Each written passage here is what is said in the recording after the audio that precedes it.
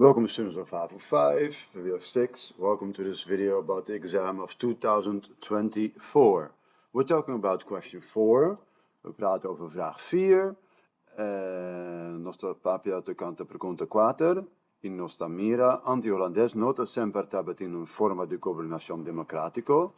In connexion con democratisación di Islanan zijn er twee belangrijke jaartallen, namelijk 1936, die is nu bij 36. Ja, y 1948. Twee belangrijke jaartallen. Ja, zo. Leg uit waarom deze twee jaartallen belangrijk zijn voor zowel de invoering als de uitbreiding van het kiesrecht in de Nederlandse Antillen. En connexión con introducción y expansión para el derecho de voto para Antillas Hollandes.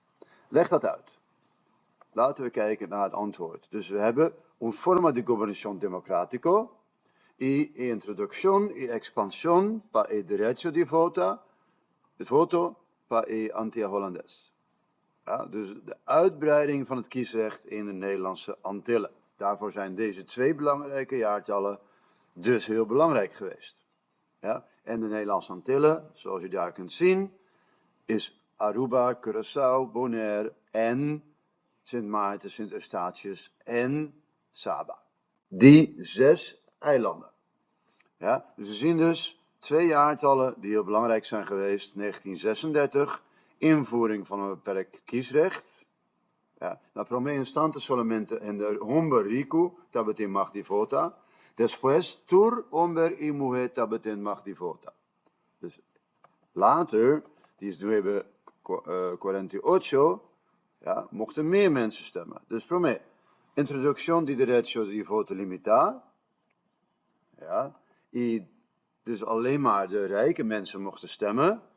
En in 1948 invoering van het algemeen kiesrecht. Ja, zo tijdens Island aquí, poco poco, dan je autonomia voor die Hollanda. En hier zien we dat er dus algemeen vrouwen- en mannen kiesrecht komt. Wat dus heel belangrijk is. Ja, dus censuskiesrecht. Hombre rico tabet in magdi vota, solamente. Después, para 1948, tur hombre mujer tabet in magdi vota. Ja, dus na verloop van tijd mogen alle mannen en vrouwen stemmen. In introducción de derecho de voto universal. Ik hoop dat dit een duidelijk filmpje was. En ik zie je hopelijk ook nog bij het volgende filmpje. Dus we zien